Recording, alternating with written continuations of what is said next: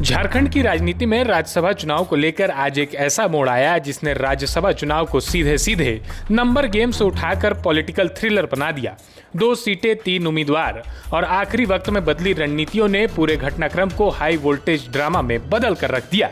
2 सीटों के लिए हो रहे चुनाव में 3 प्रत्याशियों ने नामांकन दाखिल कर मुकाबले को त्रिकोणीय बना दिया है और यहीं से सियासी गर्मी तेज हो गई है। इसके साथ ही सवालों और सियासी आरोपों की नई फहरिस्त भी खड़ी हो गई है। महागठबंधन ने एकजुटता का दम दिखाते हुए अपने दोनों उम्मीदवार मैदान में उतार दिए, जबकि भाजपा ने सबको चौंकाते हुए खुद उम्मीदवार नहीं उतारा और निर्दलीय के समर्थन का दांव खेल दिया। इस फैसले ने चुनाव को सीधा मुकाबला न रहने देकर रणनीति सस्पेंस और शक्ति परीक्षण का अखाड़ा बना दिया है, जहां हर कदम के पीछे सियासी गणित छिपा हुआ है। महागठबंधन की ओर से झामुमो प्रत्याशी बैजनाथ राम और कांग्रेस प्रत्याशी प्रणव झा ने मुख्यमंत्री हेमंत सोरेन की मौजूदगी में अपना नामांकन दाखिल किया। ये एक तरह से गठबंधन की एकजुटता का प्रदर्शन भी था। वहीं दूसरी ओर भाजपा ने आखिरी वक्त में सभी अटकलों को पलटते हुए अपना उम्मीदवार नहीं उतारा और निर्दलीय प्रत्याशी परिमल नाथवाणी को समर्थन देने का फैसला किया। यही फैसला अब राजनीतिक गलियारों में चर्चा का केंद्र बन गया है। पहले कयास लगाए जा रहे थे कि भाजपा गौरव वल्लभ को मैदान में उतार सकती है, लेकिन पार्टी ने अंतिम समय में रणनीति बदल दी। बताया जा रहा है कि नामांकन से ठीक पहले तक भाजपा खेमे में सस्पेंस बना हुआ था। यहां तक कि विधायकों से एक ब्लैंक नामांकन पत्र पर हस्ताक्षर करवाए गए, बिना उम्मीदवार का नाम बताए हुए।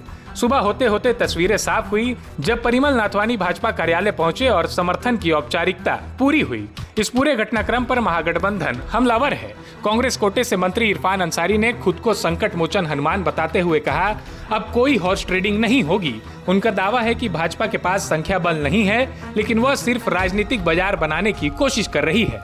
उनके मुताबिक महागठबंधन के दोनों उम्मीदवार की जीत तय है। भारतीय जनता पार्टी जो है इसने ही भेजा है। झारखंड में ये दाल हम नहीं गलने देंगे। मैं भागे भागे आया हूँ, कोई भी यहाँ हॉर्स ट्रेडिंग हम नहीं होने देंगे। झारखंड को हम लोगों ने सींचा है, भाजपा ने बाजार बना के रख दिया है। हम विधायकों का तोल मोल भाजपा लगाएगी क्या? ये ठीक परंपरा नहीं है। भाजपा को सुधरना चाहिए। अपने आदत में भाजपा सुधार लाए, नहीं तो गंभीर परिणाम होंगे। भाजपा बोल रही है कि 10 दिनों तक हॉर्स को संभाल कर रखे इंडिया गठबंधन अपने घोड़ों की बात कर रहे हैं। देखिए, मैं कहा हूँ कि मैं संकट मोचन हनुमान जी आ गया है भागे भागे। अब आप चिंता ना करें, एक सीट जेएमएम में, एक सीट कांग्रेस जीतेगी। इसी सुर में राजद कोटे के मंत्री संजय प्रसाद यादव ने भी भाजपा पर निशाना साधा। उन्होंने कहा कि वे लालू प्रसाद यादव और तेजस्वी यादव के सिपाही है।